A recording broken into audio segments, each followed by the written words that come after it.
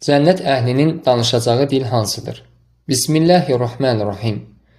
Nə Quran-ı Kərimdə, nə də səhih sünnədə, yəni hədislərdə cənnət əhlinin danışacağı dilin ərəb dili olması barəsində səhih bir nəqil varid olmamışdır.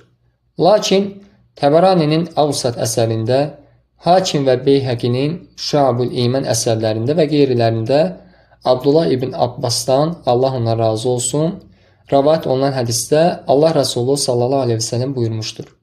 Ərəbi üç şeyə görə sevin. Çünki mən ərəbəm, Quran ərəbcədir və cənnət əhlinin dili ərəbcədir. Bu hədis isə zəifdir. Necə ki, Şeyx Albani öz zəif hədislər silsiləsində həmin hədisin zəif olduğunu demişdir. Eyni zamanda Təbəraninin eyni adlı əsərində Əbu Hureyrədən, Allah ondan razı olsun, rəvayət etdiyi hədisdə Rasulullah sallallahu aleyhi ve sellem demişdir. Mən ərəbəm, Quran ərəbcədir və cənnət əhlinin dili ərəbcədir. Yenə də Şeyx Albani zəif hədislər silsiləsində bu hədisdə də zəif demişdir. Şeyxülislam İbn Teymiyyə isə Allah ona rəhmət etsin, ondan bir sualda soruşulur. Qiyamət günü insanlar hansı dildə danışacaqlar?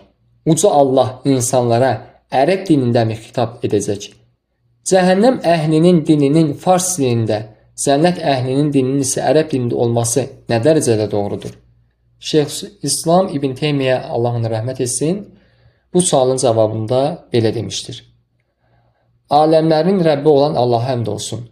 O gün insanların hansı dində danışacaqları məlum deyil və uca Rəbbin xitabını hansı dildə eşidəcəkləri də məlum deyil. Çünki nə uca Allah, nə də onun rəsulu olan Peyğəmbərimiz sallallahu aleyhi ve sellem bu barədə bizə heç bir xəbər verməmişdir. Cəhənnəm əhlinin dilinin farsça olması, cənnət əhlinin dilinin isə ərəbcə olması səhih, yəni doğru deyildir.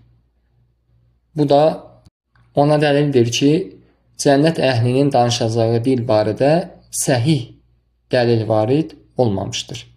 Yəni, onların hansı dildə danışacaqları bizə məlum deyil. Daha doğrusunu Allah bilir.